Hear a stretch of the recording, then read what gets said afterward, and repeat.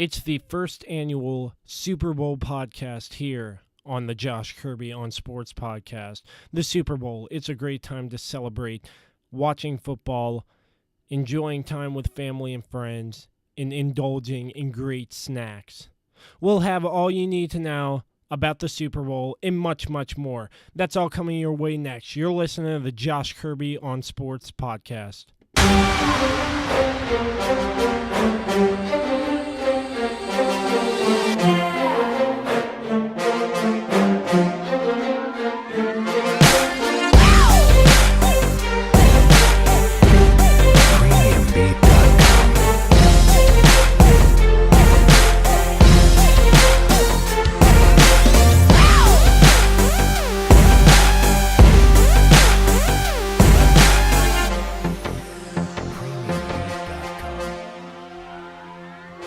Indeed, I'm glad you connected. This is Dave Johnson, voice of the Washington Wizards. You have connected to the right place because you are listening to my man, Josh Kirby on Sports Podcast. All right, the Super Bowl is set. It's the New England Patriots and the Los Angeles Rams in Super Bowl 53. Hi, folks. Josh Kirby back with you on the Josh Kirby on Sports podcast. Thanks to our sponsor, Route 11 Chips, for sponsoring this episode. Make sure you check out their chips, Martin's, Food Lion, and Giant, and make sure you check out their new salt and pepper chips. They are delicious. So I'm here with CJ. CJ, how we doing today? Good. Hopefully Good. Better than you. You were sick last week. Oh, yeah. I'm feeling better. Thanks for doing that take by take at our house. And we have another special guest today. The one and the only Coach Minteer, CJ's father and Sharanda Warriors assistant football coach. Coach, how you doing, Josh? Good to see you, sir. Thank you for having me. It's going to be fun. Yeah, look forward to it. Definitely. Anything you want to say about your football season that happened? We had a really good football season. Yeah, we had a good season. We came up short. We had some key injuries to some very talented players that we had, and when you have good players and they go down, it's hard to come back from. So it didn't end the way we wanted it to, but overall, good season. A lot of great things that were done. Looking forward to next year. Yeah. Can't wait to watch you all play next year. So we're gonna get right into it here. How each of these two teams made it to Super Bowl 53. CJ, who you want to start off with? Well, let's go ahead and go with the team that won by some freaking luck, and that's the Los Angeles Rams. Let's go ahead and start with them. 13-3, they're the number one team in the NFC West, of course. They made it to the playoffs last year, of course, but they got exited in the first round by the Falcons, who was a playoff team, of course. They lost to the New England Patriots the previous year to that. But the Rams lost last year. Sean McVay won the Coach of the Year. Looked like a great team. Jared Goff finally got notice, apparently, in that season. But this year, we didn't know what was going to happen. But the thing that made this season different was the free agent signings that the Los Angeles Rams came out and got. And Ndamukong Suh signed a $14 million, a trade that acquired Marcus Peters and Aqib Talib also from the Broncos as well. So you're having bits and pieces come around on your defense now, which was your weak point, of course. Then you get Brandon Cooks on your offensive attack. Cooper Kupp goes down this season, so Brandon Cooks picks up a lot of the slack. Robert Woods shows up. Todd Gurley, of course, we all know he could have been an MVP candidate had he not played less in the playoffs, of course. And then, of course, you also have C.J. Anderson come alive now. He gets a one-year deal, signs to this team. He's already won a Super Bowl with the Broncos, and now he could have another one. But the Rams this season were great. Not a lot of mistakes until, of course, the end of the season, of course, losing to Philly. That was a big one, of course. Another one, they did lose to the Saints, of course, in the regular season. Yes. They kept relating back to that game, of course, during the game. Of course, they lost to the Bears. We always talk about this high-powered offense for the Rams, and they got 6 points when they were up against the Bears. But I think the big one that I guess put the Rams on the map was, of course, probably the Chiefs' first Rams game, the Monday Night Massacre, basically. 54-51. That game was that game was crazy. I still think that, in my opinion, there's no defense in that game whatsoever. Even 4 touchdowns for Goff, 6 for Mahomes, just to put it in perspective. Thank you for interrupting me. So, you asked me, right? No. They go to the playoffs. They get a first-round bye, the second seed behind the New Orleans Saints. Lots of people are seeing the Bears come to town, though. Of course, that doesn't happen. They play the Cowboys. Oh, happy day. They beat the Cowboys up, run it down their throats, and then they play the New Orleans Saints. And to me, I wanted to see a Brady versus Brees matchup. I wanted to in the Super Bowl. I think a lot of people wanted to. But it didn't turn out that way. And now the Rams are in the Super Bowl on probably one of the most controversial calls we'll ever see in an NFL game. Well, I'm on the post whether who should have made it in, all based on a bad call, because both teams are great. Yes. I would have loved to see Breeze and Brady face off, but it came down to a no call. And if that no call would have been called, then it would have been most likely the Saints and the Patriots. But still, I'm happy for the Rams, but should I really be happy because they won off a no call? For me, I have to look at it like this. Had the Saints were up by 13 points. I'm not giving them a break on this game whatsoever. They were up by 13 points. They lost that lead. Their defense gave their offense the ball back after their first drive. They could have scored 2 touchdowns.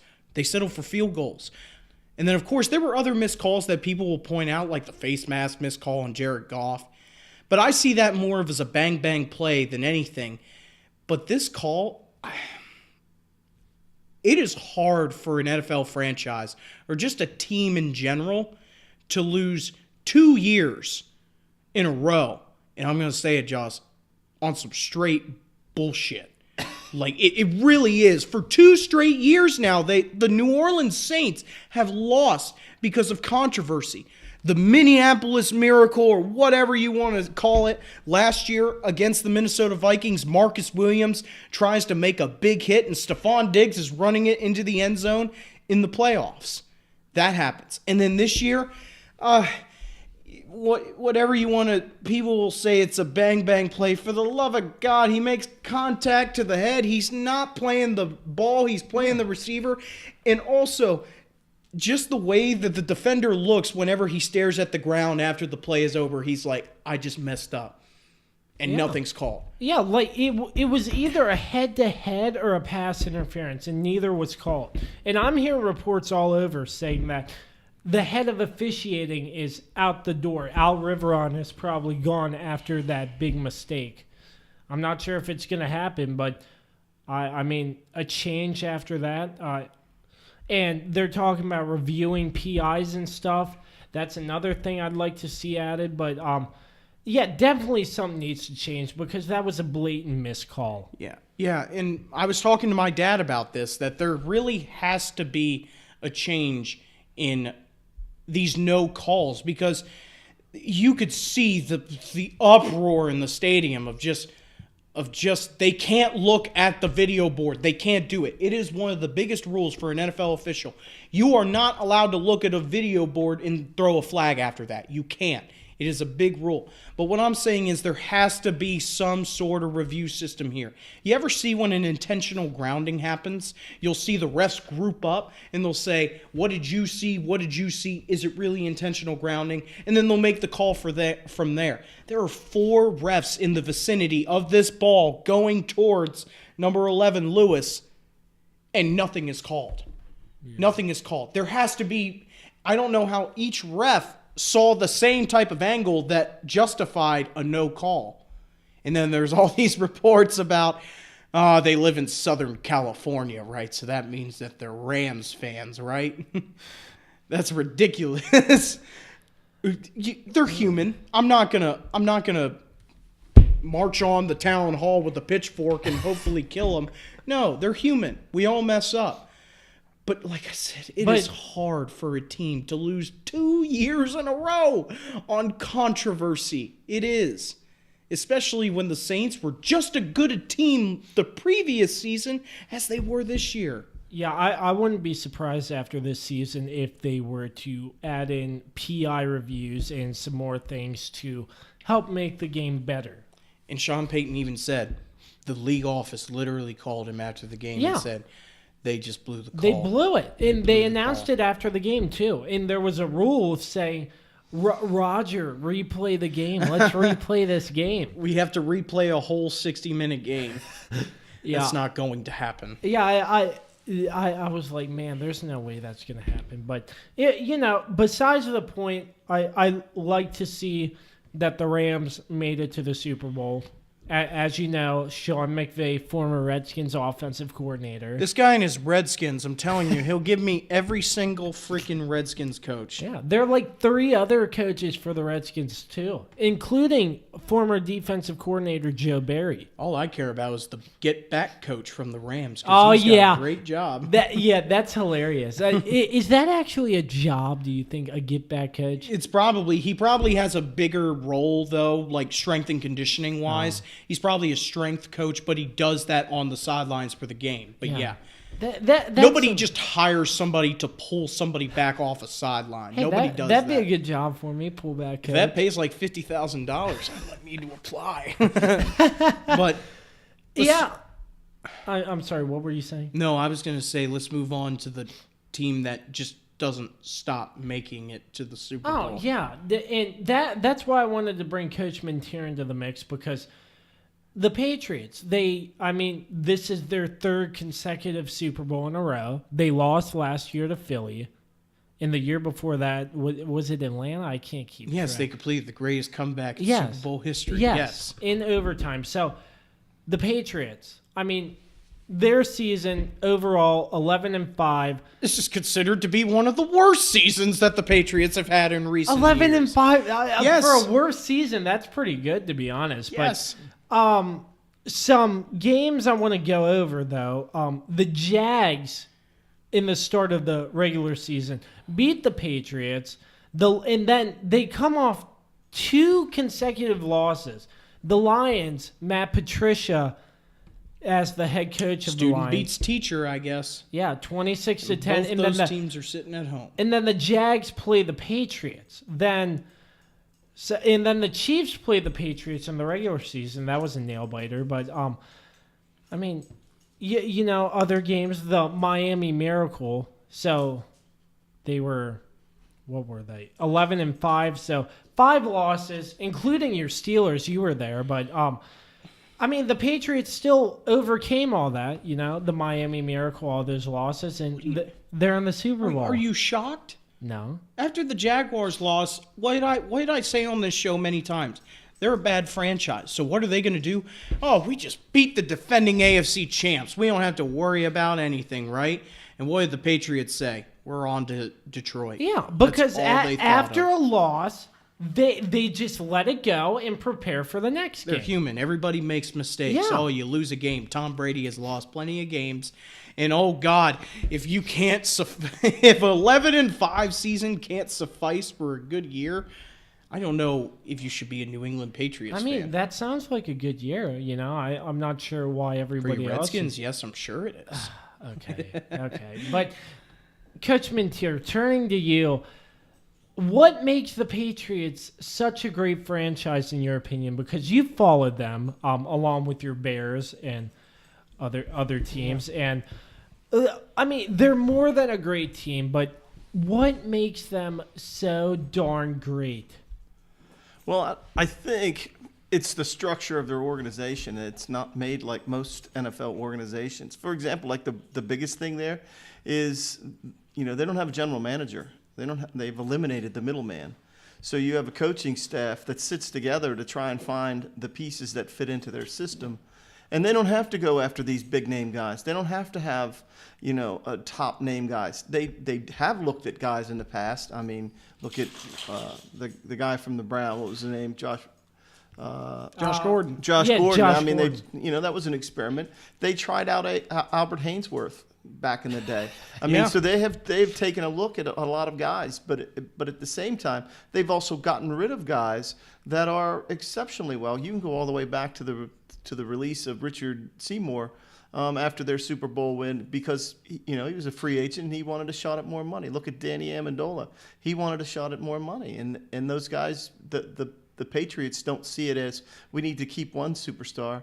We just need to keep the consistency that fits our system, and they do it without a general manager, and because their coaching staff is so well versed on that, and I don't think they count wins and losses.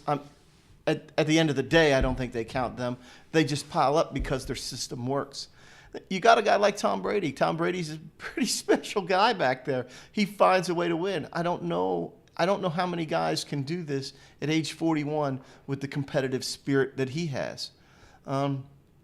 They talk about him being the first into the locker room all the time. He's the first guy there, so he sets the example for a lot of the other players. Now, that's not to say that they don't have really good players around them. They do have good players, but Tom Brady sets a pretty positive example. One of the other things that they do is if you watch how they prepare for games, they're single game preparations. They don't prepare, this is our defense, we're just going to do this with our defense this year. This is the defense that we will use against XXX teams. They have game-specific preparations. I don't think all NFL teams do that. And unfortunately, it catches you, and so at the end of the day, it causes problems for the Patriots at times. I mean, you run up against a Detroit Lions team that you are statistically and athletically should be better than, but they take you to the woodshed because your game plan specific to them was not effective, and it's not. You look at the Detroit Lions, and they've got special players over there too. So I think there's a lot of things that go into the Patriots' success, and one of them starts with the system, and that's created by Belichick. How can you disregard what he's created in football? He's cut from the Bill Parcells mold. He drops out of that tree, and he's coached the greatest defensive player to ever play the game in Lawrence Taylor. Yeah, I mean, he coached Lawrence Taylor. Yes. So you look at what he brings to the table and his body of knowledge. And I don't know that you can compare other coaches in the NFL to what Belichick has accomplished. I just don't. That's just a hard sell to me. And I love the Bears, and I love Matt Nagy, and I love what they're doing in this approach, this new approach to the Bears offense. I love that. But what Belichick has been able to do for 20 years, the Patriots organization, that's astounding to me. And I want to add one more thing to his thing. You're not allowed to. You're not allowed to do that. Sorry. Don't overstep your father like that. I want to talk about how, you'll see these organizations that bring in these big name contracts, and they treat them like freaking royalty. They do. What does Tom Brady do? Bill Belichick doesn't give a damn who he is. He wants to win the next football game. Yeah. And Tom Brady will say this: I get coached just as hard as anybody else on the team. Yeah. There's nobody who gets coached harder than anybody. Well, that's the level expectation he brings to the game. So yes, and so you get these big name guys that show up there, and sometimes they pan out, sometimes they don't. I mean, Randy Moss fit in like a hand in a glove. Darrelle Revis. Revis, yes. Hey, take a look at. He's not a super awesome player, but look at LeGarrette Blount. I mean, one of the things that I think that Belichick is unique at is finding consistency in players. That is true. He just tries to find those consistent players, and sometimes it comes across lower draft choices, and that to me is special. Other teams have not been able to do that. Rex Burkhead is another example. Yeah, he's like a retread guy. He was banged up a lot when he was with Cincinnati, and now he comes to the Patriots, and he was a little banged up this season.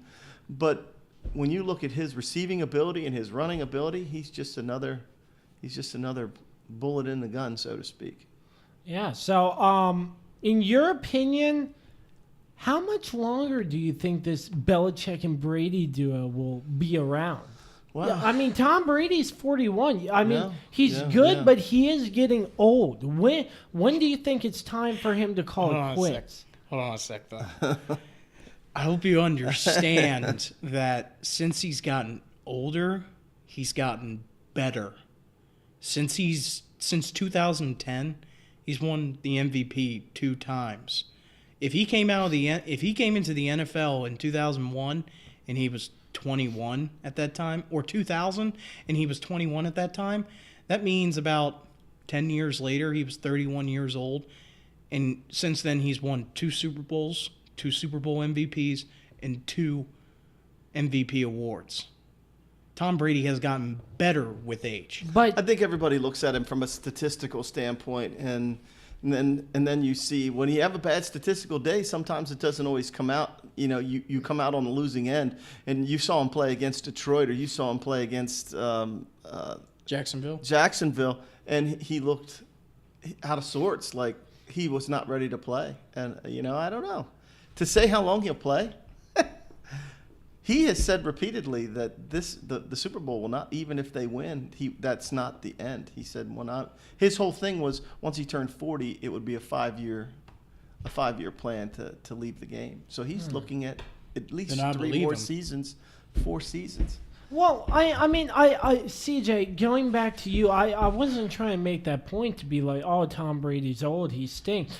But the human, like Nickel Roby Coleman, who made the comment yesterday about Did you hear about that? I heard a little bit. The man has 6 career starts. Tom Brady could possibly win his 6th Super Bowl. So that means in the amount of Super Bowl wins that he possibly could have, that'll equal this guy's they starts. jumped on him at the Super Bowl Live. I've been watching some of the episodes on the ESPN channels, sports channels, and they were talking to him about that. And you could see him pedal backwards on the statements he made about Brady. He said he had nothing but respect for him, that he's good in this and that. Because I think people were pretty much going, "You're going to say that about Tom Brady?" And CJ just said, you have 6 career starts, and Brady's been to 9 Super Bowls. Yeah, but football does take a toll on you. Absolutely. With the tackles and stuff. So, I mean, how much can the human body take in Tom Brady's case? Sure. Well, if it's like Kansas City, he'll play for 20 years because he wasn't touched. Yeah, he didn't. The get guy touched. wasn't touched. Of course, he got a personal foul penalty that was absolutely awful. Yeah. Hit to the head, right? More like hit to the chest. But I'm saying is that Tom Brady, I believe the guy. I really do, because he is one of those players that I don't understand how he does it, but he keeps his body in tip-top shape condition. But goddamn, he can't run worth a lick. I don't understand, but yeah, that's what I'm getting at, is that I believe the man because he's proven time and time again. Stop doubting me. Seriously. Yeah, I think you got to get over it. I think one of the things about him is I don't know how to quite put it into perspective. They always you think about NFL players, and they're always one hit away from being done. Like Gronkowski. Yeah. Right.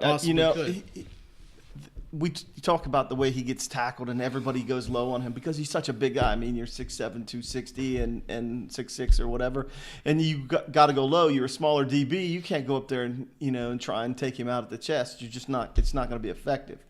But Brady, I think about that the same way with Brady. He talks about this 5-year plan, and then he's not going to walk away until he feels he's ready to walk away, that he physically can't do it anymore. He talks about a 5-year plan, but it's just like anything else. You're only one hit away. It could happen. It could happen at the Super Bowl. He could take a shot, and crazier things have happened. Knock on wood. Yeah, don't want to see that happen. But no. I mean, yeah, the Patriots are. I mean, in my opinion, like I used to be a hater because I hated to see them win every year. Oh, me too. I'm a Steelers fan. I used to say like, we're not going to the Super Bowl because Tom Brady's still in the freaking league. Yeah. We can't do anything about it. Yeah, but I've come to embrace the fact that the Patriots are not just an average team. They're not just a good team. They're not just an awesome team. They're not just a great team. Get to the point, man. They're above greatness. They're the greatest NFL franchise ever. Well, they are. You listen to Robert Kraft, the owner of them, and he said it took them 25, almost 30 years in the NFL just to establish what the organization could do. And he's like, we're not about to take a step back because at the end of the day, our concern is winning. and putting our players in the best position to win with the best coach and the best quarterback. And that's tough to beat, man. I don't know. I hope they win. Will it break my heart to see the Rams win? No, but I don't know. I would like to see the Patriots win. And then my final point, talking about the Patriots, but or just talking about this segment in general. I keep looking at what he said. They care about wins, and that's where I put Tom Brady. I don't care that Aaron Rodgers has the best passer rating in NFL history, the lowest interception rating in NFL history, only has 80 interceptions. He has the best arm in football. How many times has he won? How many times has he gotten his team down to the last drive to set up and win the game? And Tom Brady has done that time and time again. He has been in the league for 18 years, and he has gone to his 9th Super Bowl now. That means that's a 2-to-1 ratio of years to Super Bowls. Come on, Josh isn't strong with math. Sorry. So if you carry the 1, Josh, then that means that... No, I'm kidding. I'm kidding. But I'm saying that wins is the only thing that matters. He doesn't care about his stat line. They don't care. They have banners up on the stadium that show, just shut your mouth, because you don't even compare. Yeah. You don't compare. And that's what I'm saying. But continuing on the Patriots season, the playoffs, we were like, oh, no, the Chargers, they dominated the Ravens, right? They're going to have a shot in this game. No. They're going to have a shot in this game. Well, the score line says 41-28 here for that game. But Oh, man. but Who let the dogs out? Sorry, there's a bird that flew into the window next to us. No. 41-28 was the score line. That doesn't do justice to actually what the game was. It was 35-7 at the half that the Patriots were winning. There was no contest. We don't need to talk about that because we already have. The Chiefs game, though, this is where I really get irritated, though, is that when Line up on side, seriously. Coach, I know you'd have a fit if that was one of ours. Oh, yeah. Yeah. It doesn't matter what level it is. You have to do your job and do it well. And you're a rushing specialist, and you don't know that you're not offsides. I don't care what they say about him in taking alignment based on the tackle. You can see the ball. Yeah. And if you're not looking at the ball... What are you doing? Right, what are you doing? Yeah. But as I was saying, this is where I really get irritated is that, like, the overtime rules need to be changed. They need to be changed. They really? do. Really? They do. Because they wouldn't be talking about it had the Chiefs gotten the ball first and scored. They wouldn't be talking about it. But since Tom Brady got the ball first, it's over. It's over. But Rules need to be changed who now. cares? Need to be changed. We already saw it happen in the Super Bowl. We can't let it happen again, I bet you everybody in Foxborough would be like, oh, Pat Mahomes got the ball, but Tom Brady didn't get the ball once. Yeah, but nobody would care because it's like, oh, you guys win all the time, so shut up. The overtime rules need to be changed so each team has a chance to possess the football. The rules are fine. The rules are fine. If you didn't have the 31st ranked defense and actually stop somebody all year, we wouldn't be in this situation. You have the 31st ranked defense. Well, what do you else have to say? Like I said, if the Chiefs got the ball first and scored, nobody would have an issue. I would have. All you have to do is hold them to a field goal. You have to hold them to a field goal. But as he said, you have the 31st ranked defense and you line up offsides on a 3rd and 5. That's the type of defense you're going up against. Yeah, that's the decision maker right there. The rules are fine. But the rules are fine. No, you have to hold them to a field goal. That's all you do. An average defense or an above-average defense would be able to stop them. But because you're the 31st ranked defense and you make it to the AFC Championship game, the rules need to be changed to cater to you. Stop somebody then, huh? No, but would it be so bad if they held the team to the field goal and the other team came back? No, wait, they already do that. But they do that. Okay, that's why I'm saying. No, but with a touchdown. If the other team drives down, scores a touchdown, why can't the other team try to do the same thing? Because this it would is be what just I'm like talking a ball game, about. sudden death. Because this is what I'm talking about. We wouldn't be having this discussion had the Chiefs gotten the ball first. And I keep going back. This is the 31st ranked defense. They just fired the defensive coordinator because he screwed the whole season away. We wouldn't be having this discussion because no one's talking about the Saints game. Drew Brees got the ball first. Yeah, and he threw a pick. Yeah, exactly. He tried going So the down. Rams scored then? Should the Saints have gotten the ball back? It's only fair, right? Yes, it is. No, it's not. You have proven yourself to score, and you don't need to give the other team the ball back. I don't care about the coin flip and everything. So it comes down to a coin flip, whoever wins. If the Patriots won Stop that them game then! off- Stop them! Don't have the 31st ranked defense! All right. So a coin flip and the Patriots win. That's what you're saying. Yes, because you have a bad defense. All right. Defense wins championships. I still think the rules need to be changed in overtime. Seriously. And I still feel that had the Chiefs scored, Do you like no the one way would be college talking. football does their overtime? In a way, yes. But I also feel that... Or do you think college football... Do you think if Alabama won overtime in a coin flip, went down and scored, that it'd be the same thing? They get the ball at the 25-yard line, though, Josh. Yeah, but still. That's not... No, but this is different, though, because No, they if get the college ball... played by NFL rules in overtime, if Alabama won the coin flip, it'd be the same situation. Yes, everyone would be talking. It's because, oh, you guys win all the time, so why not get some luck involved? Yeah, you can't talk. When you look at the penalties versus the two teams, there were 10 penalties in that game, and 6 of them were against the Patriots for 61 yards. There were only 4 penalties against the Chiefs for 28 yards. So it's not like the everybody says the Patriots paid the reps. It's more like Well, Dallas. what do you think then about this rule change thing? What, for overtime? Yes.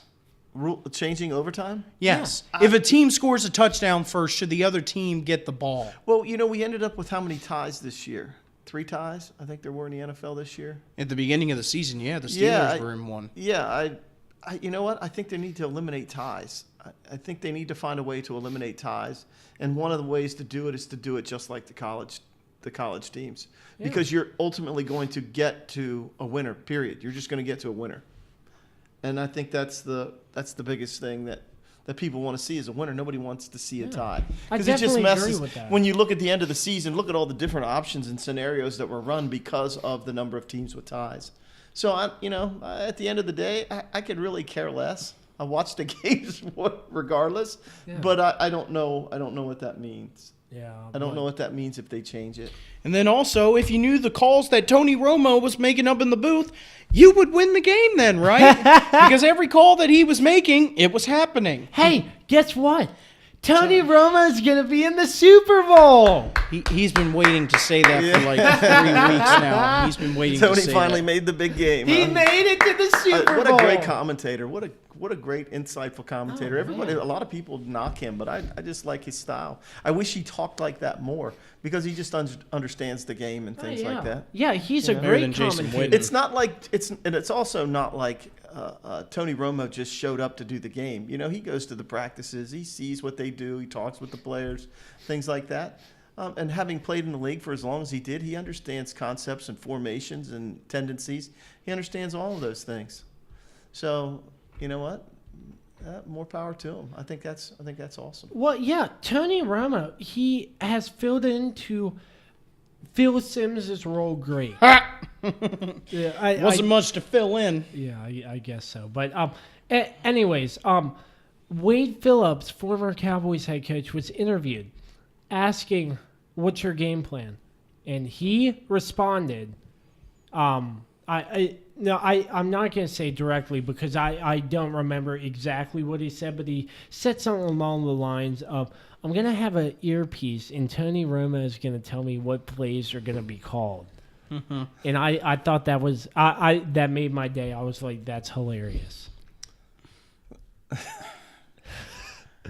Tony Romo, though, he's going to make it to the Super Bowl. I like it. Yeah. I like it. I like Tony. Who do you got winning, Josh? No. Before we go there, what does each team have to do in order to win this football game. I don't think people are giving the Patriots offensive line enough credit here. Yeah, I mean, I really don't. I'll tell you what, and Ndamukong Suh and freaking Aaron Donald they're special. Those guys, we talk about them. That's your war daddies. Those are the guys who go toe to toe, play after play after play. They get it done, and I think that's the biggest key to this game is can they protect Brady well enough so that he can get rid of the ball as quickly as he's done in the past. If you can't get to him, you're going to have a hard time beating them. Yep, defense wins championships. And as on the same side, I think the Patriots, if they can solve the Patriots' run game, that will also add a big, feather in the cap to the Rams, because that's what they're going to have to do. And the Patriots, I think the Patriots have to play in their secondary and with their linebackers. I think they have to be able to match up and bring pressure on Goff and do things that they do to other quarterbacks to create problems for them. You could see that with what's his name from the Chiefs? Pat Mahomes. Yeah, Mahomes. I can't believe I just forgot his name, but that happens. He's only going to be the MVP. Son. I'm getting older, son. But yeah, you could see that they did things to confuse him. They got pressure on him at times. They were able to make plays on him. He was able to make plays because he's so special that there are certain factors you can't account for. And one of them is his feet and what he's able to do with his feet, which is pretty special. But you saw what they did to the Chargers. They didn't have to worry about Rivers' feet. So they played great defense and just held them in check pretty much all day, playing sound defense. I think those are the keys, the offensive line. And can they confuse Goff enough to get some pressure on him, get some sneaky pressure, and slow down their run game? Because the Patriots' front has not been special. It's not been, Vince Wilfork stuffing the run up there, playing that hard one technique. You don't have that. So, Trey Flowers and a couple of other guys in the interior have to get it done in order to slow down Gurley and Anderson. Those are going to be huge keys. I think, maybe now that I'm talking about it, maybe that's the key to the game is who can run the ball effectively. Yes, because last week when the Rams played the Saints, I'm actually going to pull this up because this is something I want to talk about here. The run game for the Rams, it wasn't great. Let me pull it up here. The run game, only 77 yards rushing. In the Super Bowl against the Patriots, if you want to have a good shot of winning, you need to feed the ball to Todd Gurley and C.J. Anderson, hands down. You need to have a game like they did against Dallas. You need to feed them the ball and protect the quarterback too. And for the Patriots, they need to protect their quarterback because Ndamukong Suh and the rest of their defense, it's going to... They can bring pressure. Yeah. They do. If they bring pressure to Tom Brady, it's going to be an interesting game because, as CJ said before, defense wins championships. Yeah. You said that before? Yeah. Only a couple times. Yeah, but... If you don't score any points, you're not winning any championships either. Yeah. You got to score points. And if you don't stop anybody, you're not winning championships either. Yeah, but the Rams are going to have to run the trenches in order to have a chance to win this game. That's what happened to the Patriots last year against the Eagles. They couldn't stop anything. Yeah. So, all right. Who we got winning here?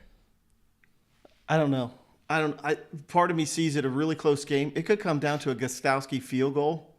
I don't know. I see a 3-point margin. And I'd like to think that the Patriots are good enough to hang on for that 3-point margin.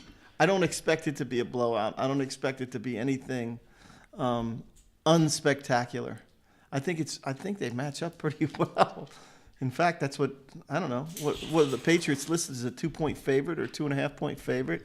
Los Angeles is 52.5 favored over 47.6. So it's 2.5 points. Yeah. So you get the Patriots in 2.5. That's a pretty close bet. Yeah. For me, I mean, it's hard to say the Patriots are going to lose 2 Super Bowls in a row. I mean, that's just crazy to think that that would actually happen. So, Look at their path to getting to the Super Bowl. You know, it was not a spectacular path. Yeah. Once it got to the end of the regular season, what they did against Buffalo and what they did against the Jets, they were just getting tuned up. And once you get the bugs worked out of stuff, you become more effective. You become a better team with, you know, all your goals in place. Then when they got to the playoffs, you know, you get a first round bye, you heal up. I did see on ESPN that they released injury reports for the game. The Patriots have 0 injuries, none. They have come for the first time in a long time all season. They come to a game with no injuries, so that's got to be beneficial. Yeah. Yeah, but it's going to be a really close game in my opinion. But that's only if the Rams run the trenches. Because that's going to be the key of the game. But as much as I really don't want to see them win, I think the Patriots are going to win because it's going to be tough to be in 2 Super Bowls and lose twice in a row. I'm picking the Patriots on the main focus that the Rams don't deserve to be here because... Oh, you're going back to the penalty call. I still am. Really? I really am. Even though it's not the Rams or the Saints' fault, it's the officials not calling it. Yeah, I still am. No, I'm just asking. I think experience goes to the Patriots as well. You know, you got a couple of guys with a lot of experience there. I mean, I think the Rams have 5 or 6 players that have been to the Super Bowl, have been to a game of this magnitude, and 2 or 3 of those guys are former Patriots players. In Aqib Talib and Brandon Cooks, yeah. Yeah, so. Experience. That's another big thing. But you're really picking the Patriots because the Rams don't deserve to be there? Yes. Okay. I literally watched a game. It's an emotional game. He's got to go with his emotion. Game. Okay. I watched a game, and I basically just stared at the TV. Crying. Quit your crying. Yeah. No, that's fine. Getting off of the topic of this Super Bowl, though. Well, wait. Before, I want to ask you something. You always do. Yeah. Are you starting to get a little bit scared that the Patriots are going to pass the Steelers for most Super Bowls ever? Nope. Really? I don't care. You don't care? No. Oh, okay. I'm not in the fandom long enough. Having been around him all his life. I've seen a change in that whole demeanor towards the Steelers and how the Steelers do things. Because I used to think that when I was a huge fan, I would always blame the Patriots and say, like, they're the reason that we don't succeed and this and that and this and that. And then actually looking at it and I go, dude, they're just freaking good. And you can't do anything about it unless you beat them. You want to be in the Super Bowl? You got to beat them. Mm-hmm. Both the years in the early 2000s. Don't leave them around at the end of the season. You leave them around at the end of the season, and you're going to be in for a struggle. Yeah. The 2 years that we won the Super Bowl, we didn't have to face the Patriots.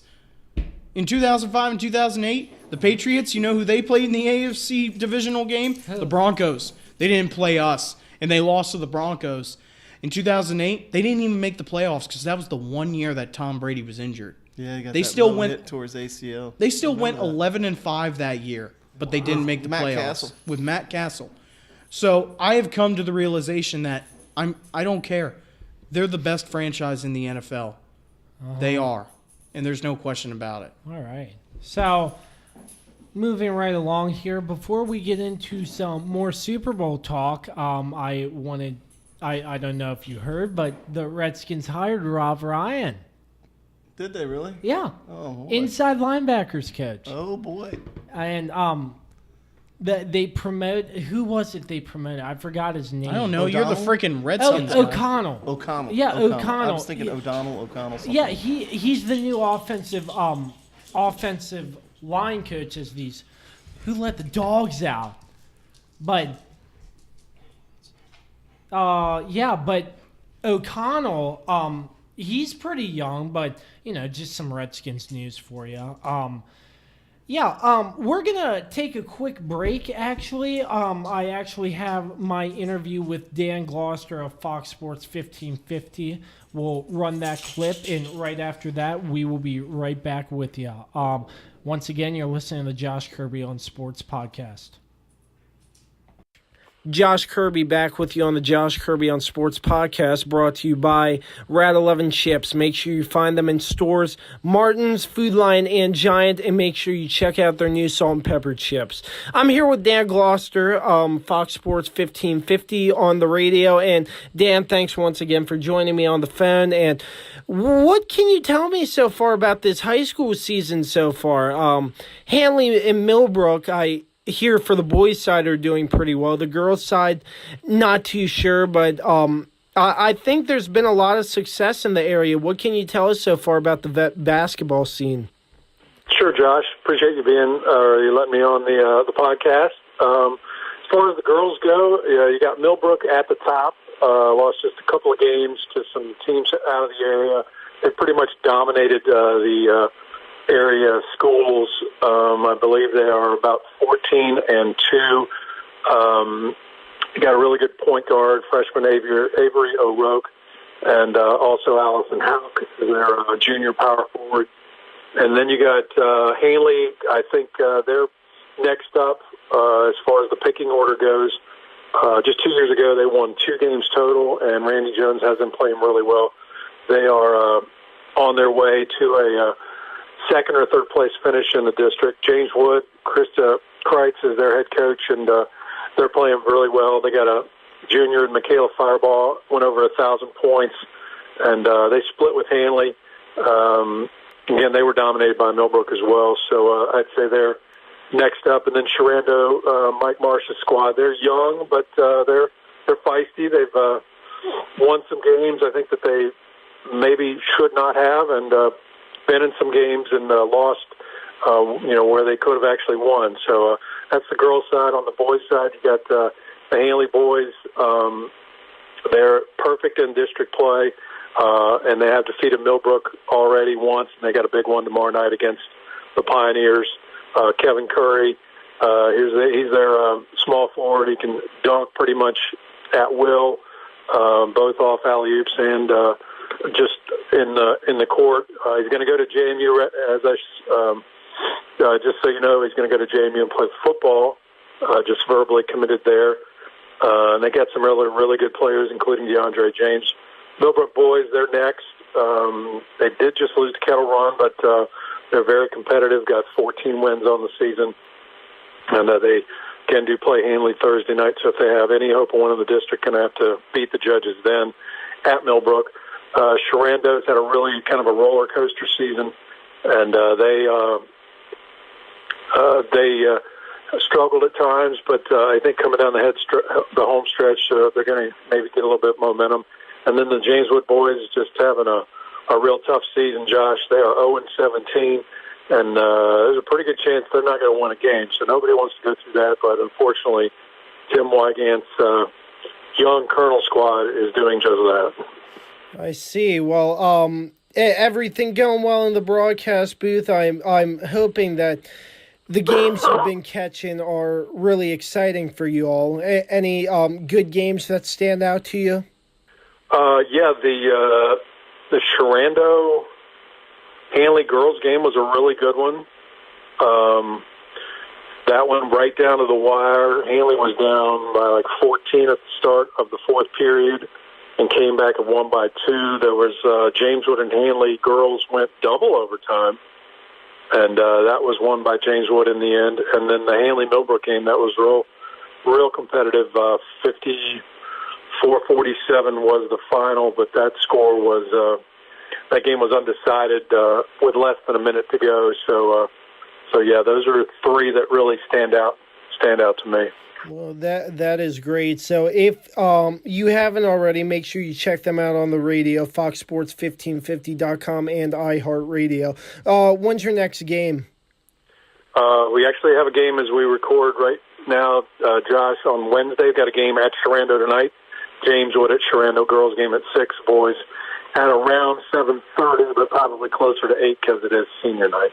All right. Yeah, with the snow, they still managed to get that game in. So, yeah, and they're closed. Yep, they're going to play them. yeah. So, moving on from high school basketball, I want to talk about a little Super Bowl. So, it's going to be the Rams and the Patriots, as we talked about earlier in the season in the press box at Arrowhead. That you thought the Patriots would be in the mix, and sure enough, they are. So, what are your thoughts? Who you think's gonna come out victorious and win the Lombardi in Atlanta?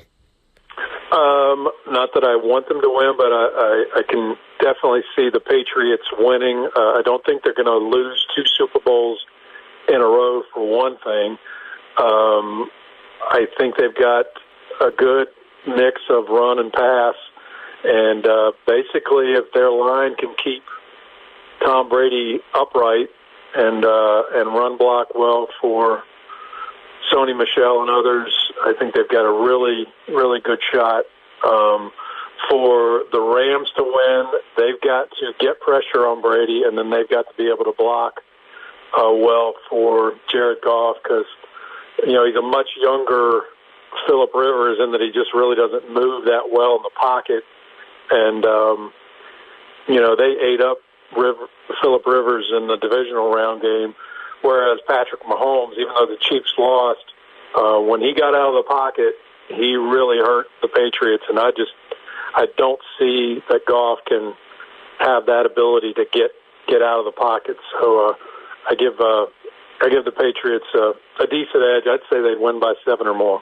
Yeah, and my take on that is basically I don't think the Rams can pull it off if they played the way they did in the NFC Championship game because they have to use Todd Gurley and C.J. Anderson regardless on the ground game because in that game in Dallas, the game was won in the trenches. Right. Good points. Yeah, so score prediction. Who you got and what's the score? I'd say 31-20 Patriots. All right. And one last thing before we let you go. The Super Bowl, as you know, is a very great time where you can just sit down with family, watch some good football, and eat a bunch of snacks. So any traditions you have for the Super Bowl, and what is your favorite Super Bowl food, go-to food? We usually get Buffalo Wild Wings, one of our faithful sponsors for years and years and years. We usually get B-dubs and sit down in the man cave, my son and I, and watch the game. And just love the traditional wings. And they've got good onion rings as well. So that's kind of what I'm thinking we're going to do. Well, that is great. So, once again, that's Dan Gloster on the Josh Kirby on Sports podcast. Dan, thank you so much for your time once again. Sure, man. And have a great call tonight, and hopefully we'll be catching you soon. All right, buddy. Take care. All right, that was my interview with Dan Gloster on the high school basketball scene and some Super Bowl talk as well. So we're back with you. We let the dogs upstairs. Thanks for that, Coach. So back with you, CJ and Coach. And what we're going to talk now about Super Bowl traditions. The Super Bowl, it's like one of the greatest times of the year. You can eat your face out with junk food and stuff. So I sort of wanted to get your thoughts. What are your Super Bowl traditions? I know you have a nice big bar over here and a huge screen TV, so I'm sure you incorporate that. But the Minteer family, what do they usually do for the Super Bowl? Got to go with Dad's chili. Really? Yeah, I mix up a mean batch of chili. It's a crowd favorite. I think it's all right.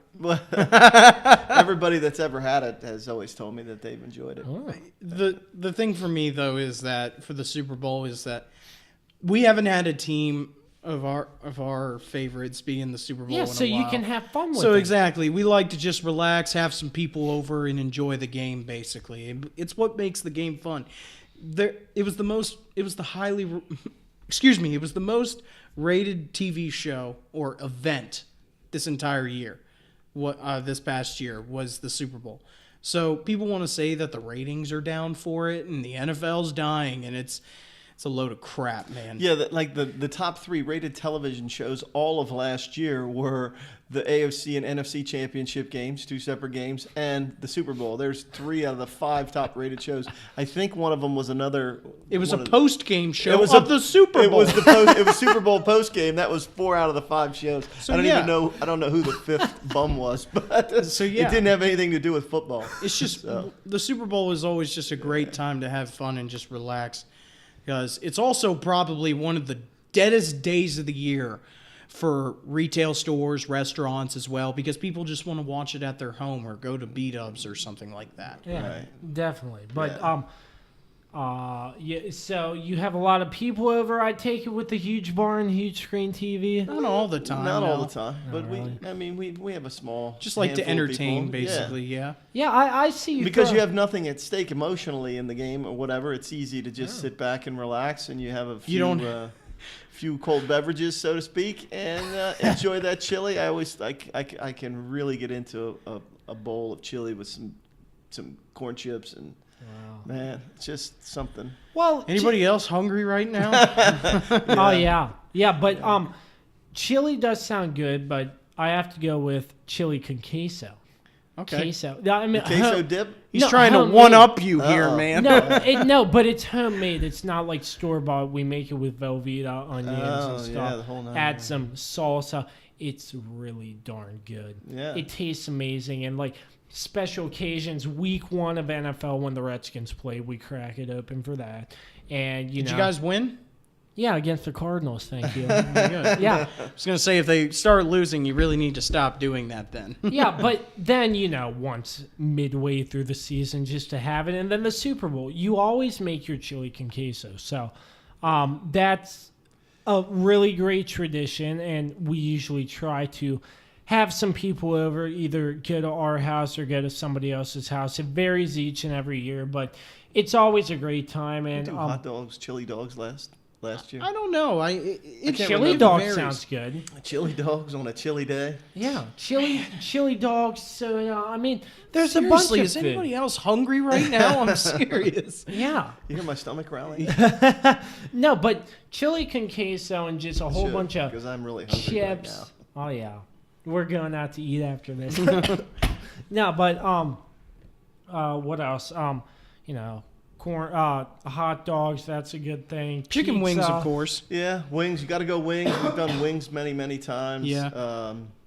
What else is meatballs? People love freaking Swedish meatballs. Those are always a good thing to have. Yeah, but the Super Bowl is just a great time, and the traditions we have for the Super Bowl, it should be a holiday. Yeah, you don't even try to do it all at once.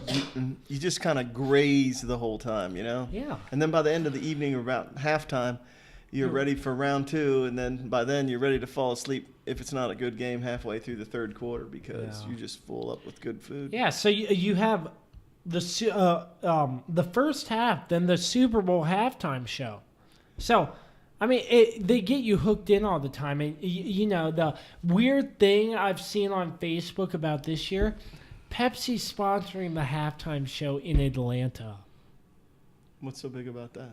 Atlanta is the home of Coca-Cola. Oh, okay. So Pepsi's popping advertisements all over. Hey, Coke, thanks for Atlanta. That's right. They're doing we have to ice the kicker. And they all crack open the cans of Pepsi and they ice the kicker. Yeah, so they're doing a lot of billboards bashing Coca-Cola in Atlanta. So, I did not know that. Yeah, it was pretty funny. Yeah. But you got the commercials too. You got your Super Bowl commercials. Oh yeah. Some are really good. Some are just they're just. You paid a lot of money for nothing. Yeah, some of them are just a commercial that don't do much for me. Yeah, and I very seldom do I watch the halftime show. I just. I mean it's all lip sync. It's a bunch of people standing around being loud. It's need to go to the bathroom and recalibrate for the next half, right? Oh man, yeah. So Super Bowl traditions right there, and we'll move straight into what was your top 3 greatest Super Bowls that you have witnessed, you have watched. Top 3? Yeah. I know you're number 1. I know you're number 1. What is it? No, what's my number 1? Seahawks Patriots. No, that's not number 1. Really? No. Oh. That might be number 2, maybe 3. That might be 3. But you've been around longer. So number you've 1 is seen... the Bears. I mean, you can see on the wall there. I love the Chicago Bears. I just everything about them. Which one? The one winning or losing? Which one was the better one? The one winning. Gotcha. You know, it was just a completion of a great dominating season. The Bears had a very special team that year, and so 1985 was a great year for the Chicago Bears, and I just can't wait for another one to happen. Hopefully, it'll happen again soon. Yeah. And then you got to say that the other 2 of my favorite games were probably the 2 Patriots wins. The one where they come back and they get the pick by Butler gets the pick on the 1-yard line to preserve the win, and then obviously the 28 point, or not 28, 25 point deficit. At that point, CJ will tell you, I was so just put off by the game. I was bored. The Falcons were just dominating. They had a dominating performance, and then late in the third quarter, you just started to see things change. But I had given up on the game by that point, and I had to wait. My wife woke me up, and she's like, "You're not going to believe this, but the Patriots are coming back." And I was like, "Whatever." And she goes, "You don't understand. They're coming back." And I was like, "What?" And I sprung up out of bed, and I watched. I missed the 28-10 when they got to 10, and when they got to 17, I missed those 2s. But then the rest of the scores I watched all the way to the end. Both 2-point conversions, those were huge. So those are, I would say, in a nutshell. Number 1's got to be the Bears. Number 2, the Bears against who? Patriots. Oh, yeah, that one. Yeah. Back when the Patriots were nothing. Right, where they were brutalized. And then I got to go number 2, probably the 25-point deficit, and then the pick at the 1-yard line to seal the win against the Seahawks when they should have Marshawn Lynch. They should have run Lynch. Yes. And had a better yes. had a better the opportunity. question but they that didn't. they still should have ran Marshawn Lynch, but Yeah. no, they can't take that back. But another thing about the Super Bowl, you probably really enjoyed that Devin Hester run back on the first play of the game against the Colts. Yeah. That must have been I remember crazy. watching that, but there wasn't a whole lot to cheer about after that. But it was, hey, Peyton Manning got a big win. Finally got his Super Bowl. Yeah. So it's one of those seasons where the Bears, they ended up there, but they didn't track through the entire season like this is going to be a force. This team is so good. They're going to be, they're going to be a team to watch for. They ended up there, and unfortunately, they just didn't play well enough. But that's how it goes sometimes. Yeah. And CJ, what about you? So for top 3, I already know that number 3 is already considered probably the worst Super Bowl of all time. But my third favorite Super Bowl to watch was the Seahawks against the Broncos, because all week long, all I heard was the Seahawks don't have a chance in this game. This is the most prolific offense we've ever seen. The Broncos, I would see them winning this game by multiple scores. And what I saw on that game was absolute domination by the Seahawks. There was no credit given to the Seahawks in the Legion of Boom. Why was there no credit given to them? And it was clear as day from the first snap, the fumble over Peyton Manning's head into the end zone for a safety, that it was clear as day that this was going to be a rude awakening for the Broncos. What was that, 49? It was 43-8. Oh, wait, no, it was Super Bowl 48. 48? 48, yes. Because I remember the Broncos came back in Super Bowl 50. Yes, and this beat was the in Panthers. 48. This was when this is a Super Bowl that's forgotten. I totally forgot about that one. Exactly. That's what I'm saying, is that nobody gave the Seahawks, and it was 22-0 at halftime. Yeah, they went back to back. Then the next year they lose to the Patriots. The year before they win. So the thing is I saw this game, I was like, you guys literally didn't give this team a shot? Like, why?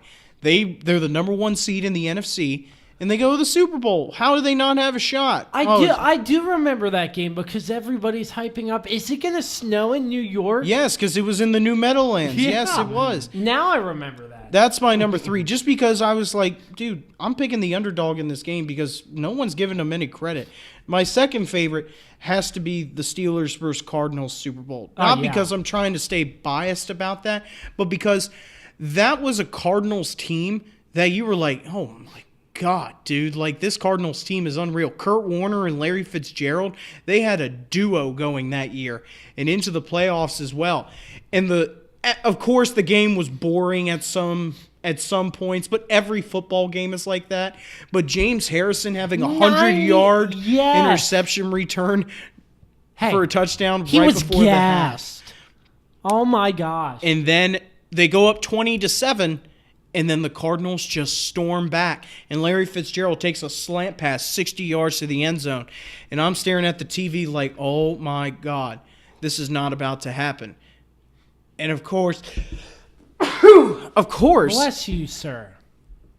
What happens? Ben Roethlisberger and Santonio Holmes complete a drive that I'll never forget, and probably, in my opinion, the greatest catch I have seen in Super Bowl history. Screw the helmet catch. That was all luck. Eli Manning and the Giants got lucky in that game with that throw. This throw was into triple coverage, and it landed in his arms like this in the back corner of the end zone, gets his 2 feet down inbounds, and the Steelers win it basically there because there was 30 seconds left in the game. Yeah. And we were like, dude, this Super Bowl was ridiculous because no one expected the Cardinals, of all teams, to go this far and make it to a Super Bowl and make a game out of it, basically. But that's my number 2. My number 1 is still Super Bowl 49 because the Super Bowl that we saw with the Patriots against the Falcons, that was a tale of two halves to me. Yeah. It was kind of boring at the beginning because you're like, dude, the Patriots are getting blown out. Like, this isn't even fun to watch. But then, of course, you have a comeback in the end, and it's like, wow, this is awesome. The Seahawks versus Patriots game, you had the Seahawks coming off of a Super Bowl win against the Broncos. We could possibly see the first back-to-back Super Bowl winners since the Patriots in 2003 and 2004. But anyways, it was exciting the entire game. The game was just Patriots score 7-0. Seahawks tie it up 7-7. Patriots go up 14-7. Seahawks had a minute left in the half and scored with a minute left to tie it up 14-14. Then the Seahawks, they scored 10 points like that. They scored 10 points. And all you're thinking of is that, oh my God, this Seahawks team is for real. And Tom Brady throws another interception. He threw 2 interceptions this game. But what happens? Tom Brady leads 2 touchdown drives. It's 28-24. And then you have a Javon Curse catch that literally the ball gets tipped up into the air. Javon Curse lands on his back and the ball lands into his arms. Oh, yeah. And all you can see is Tom Brady on the sideline going, not again. This is not happening again. Because the previous 2 Super Bowls, the David Tyree helmet catch that was stuck to his helmet, and then the Mario Manningham triple coverage catch down the sideline in the other Super Bowl. And now you have they lost twice against the Giants, yes. Right? I sort of forget the second time. Which one was that? Super Bowl 46. Okay, and which one was the first one again? 42. 42 and 46. And where was 46 played again? That was in Indianapolis. Okay, yeah. Yeah, some of these I just forget about. You know, it's so weird. And then, of course, you have this Javon Curse catch, and you go, oh, my God. Yeah, that was pretty amazing. This is really going to happen again. This is going to freaking happen. Next play, Beast Mode carries it 9 yards, and he gets tackled at the 1-yard line. Dante Hightower from the Patriots literally bench presses an offensive tackle off of him and makes a game-saving tackle from across the field and trips him up at the 1-yard line. And it paid off, too. And this is why this is the greatest Super Bowl, in my opinion. The Seahawks needed 1 yard. They needed 1 yard. And they don't give it to Marshawn Lynch. And they don't give it to Marshawn Lynch, and they pass it. And Malcolm Butler makes an interception. And I go, that was with what, 20 seconds left in the game? Uh-huh. Great from beginning to end. It was fantastic from beginning to end. And you had a team that basically, it was like, the Legion of Boom is considered one of the greatest defenses to ever be in the NFL. And Tom Brady dissected them at every step of the game. Those are my favorite. And that's why I picked that one over the Falcons one, because that one was just, it was more of a tale of two halves. Yeah. Well, for number 3 for me, man, these are so difficult. But number 3 for me, You have to say in your lifetime, though, in my lifetime. because my dad is old, so he's allowed to say the Bears. Okay. He's allowed to say that. Okay, yeah. But 3 in my lifetime. Number 3, I'm going to have to say the Steelers and Seahawks, because I don't know about. Okay, no. That's your opinion. That's your opinion. I think that was a really good game. Ben Roethlisberger diving in for a touchdown. Was it? Correct me if I'm wrong. Was it Randall L. who threw it to Santonio? No, it was Hines Ward. Oh that yes, caught Hines it. Ward. Yes, Hines Ward. Yeah. I'm getting old too, guys. But Antoine Randall L., a former Redskin, throws it to Hines Ward for a touchdown. I just thought that was a really cool Super Bowl.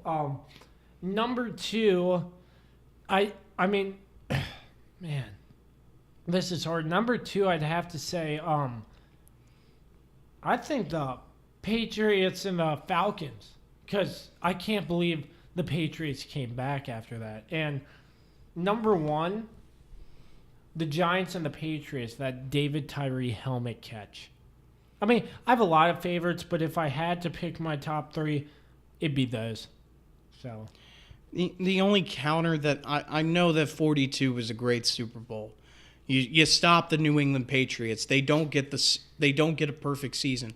The only thing that I say that made the Seahawks Patriots game better is because the Giants Patriots game was boring at a lot of the time. The final score was 17-14. It was 10-7 throughout like 3 quarters of the game. There was no scoring until the last like 3 minutes of the game. That's my only thing, is that it wasn't exciting all the way through like 49 was. Yeah. That's all. So, CJ, were you around when they had VCR tapes? Yes. Okay. Yeah. So, just another Super Bowl story for you all.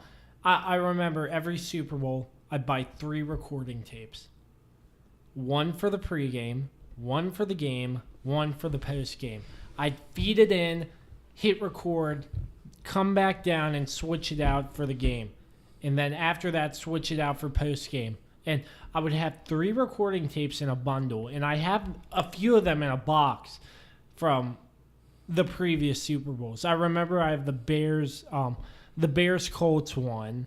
I think I still have the Steelers and Cardinals one too. But I recorded them. Like I was like, I was dead set. Like, I need to record these to save these. And now we have the DVR, but sometimes that gets deleted. But I record the Super Bowls and keep them on there for a little while. But going off topic to baseball, when Jordan Zimmerman of the Nationals had his no-hitter, I had that game saved on the DVR until we switched cable boxes, and I kept calling Comcast, like, is there a way to keep this? Because I really want to keep this, because it was amazing. Steven Souza dives out for an amazing catch and saves Jordan Zimmerman's no-hitter. But, besides the point, they're memories, and the Super Bowl is just a great time of year for me because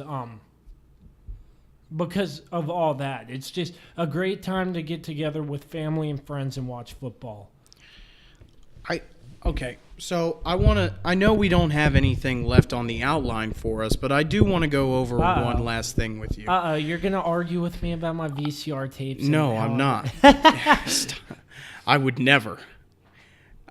You said to me at the beginning of the season that, in your opinion, you believe that Aaron Rodgers was the greatest ever. I know.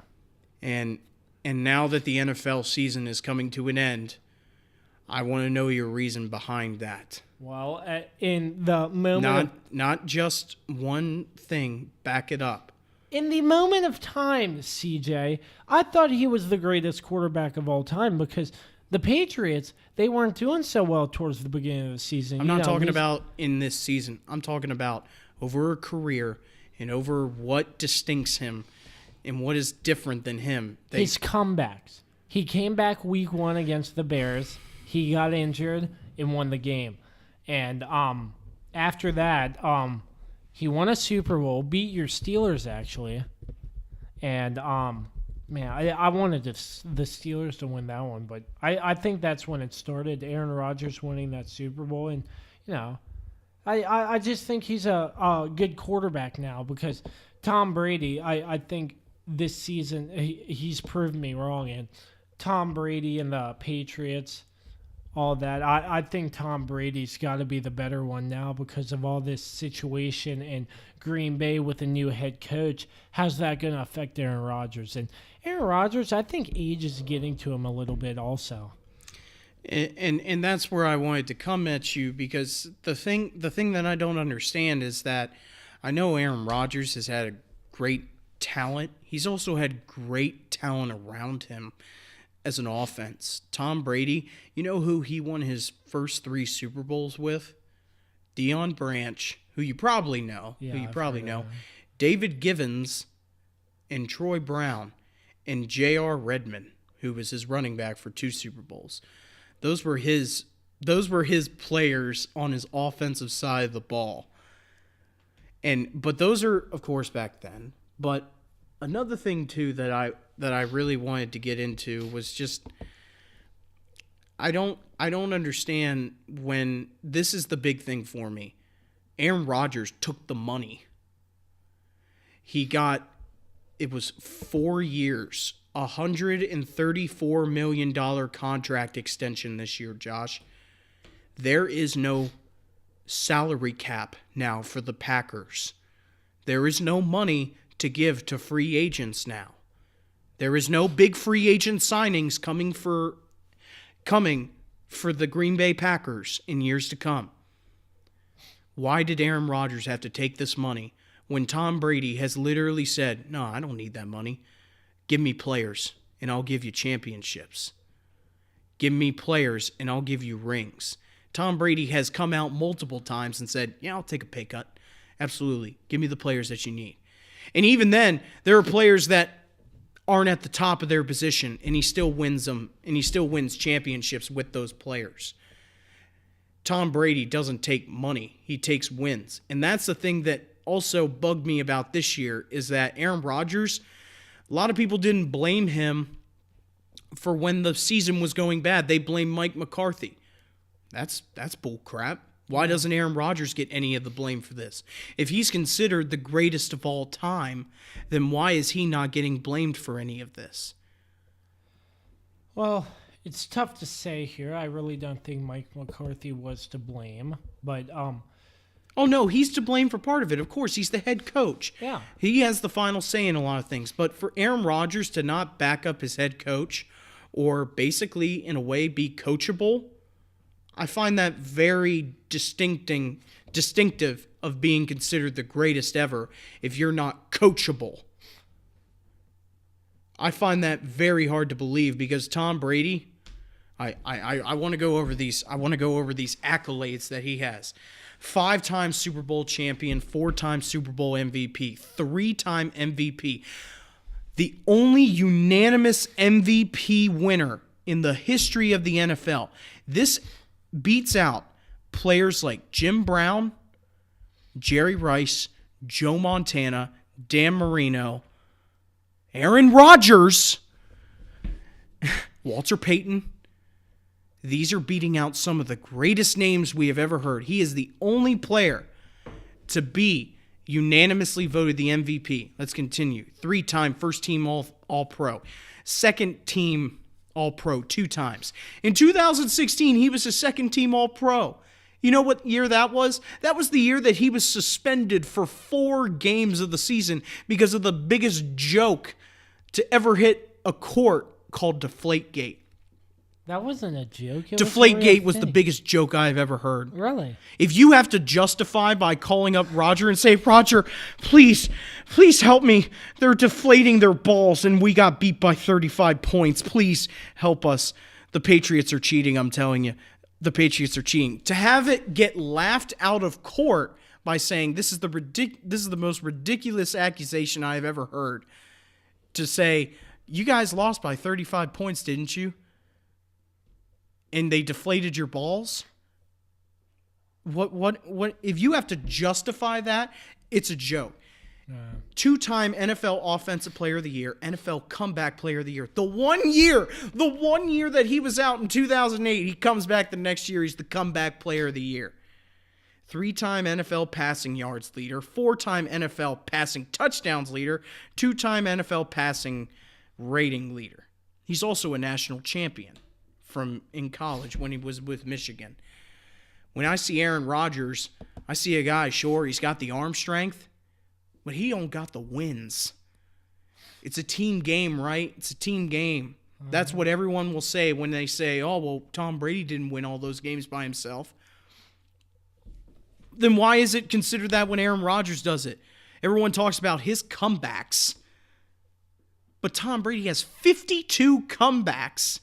Fourth quarter comebacks or game-winning drives. That is first in NFL history. You know where Aaron Rodgers is on that list? He's 88th. Wow. He's 88th. I'm not trying to push you away from your beliefs, Josh. But to keep telling me that... But time has changed. There's a lot that can change within an NFL season. And, I mean, yeah, I was a firm believer that Aaron Rodgers was one of the greatest. But, I mean, now with the Patriots in the Super Bowl yet again, there's no question. It's right in front of me that Tom Brady is above all one of the greatest. And, I mean, time has changed with that. That's why, an opinion can change over time. Yeah. I'm glad to hear that. Yeah, so I'm glad to hear that. Thank you. But, yeah, I just wanted to say that because 9 Super Bowls that he's about to play for. That's ridiculous. 9 Super Bowls. And that's not in a bad way. That's ridiculous. Yeah, it's not in a bad way. Yeah, I mean, can you measure... Can you just measure how great the Patriots are? Like, this is at a point for me where I can't even measure it. They're just going to keep on winning. But I don't know. And the final point that I'll say on this episode is that lots of people want to give credit to Bill Belichick. Bill Belichick's only a coach. And you can attest to this, Dad. You can attest to this. What Tom Brady has to go out there and make all the throws, make all the executions, make all the audibles, make all the plays happen. And that's why he's the greatest ever. Yeah, I mean, look, it starts with the system. His system that they have for him is just top shelf. It's the best. So when you take a look at what Bill Belichick does, and you can watch the videos, and there's several documentaries about him and his coaching staff, all of them say there isn't anything he doesn't know. But at the end of the day, he leaves it up to us to create for our players. And then they throw it in front of him. And when he likes it, he goes with it. If he doesn't like it, he'll tell you. And I think that's huge. Letting coaches coach, expecting players to be coached, and putting a sound system in front of them just breeds success. It just really, really breeds success. But what I'm saying is that did you really expect this from a 6th round draft pick number 199? No, that's there's a factor in there that you can't consider, and that's his desire, his will to want to win and to be good, because he outworks everybody. I mean, I mentioned it earlier. He's the first one into the facility.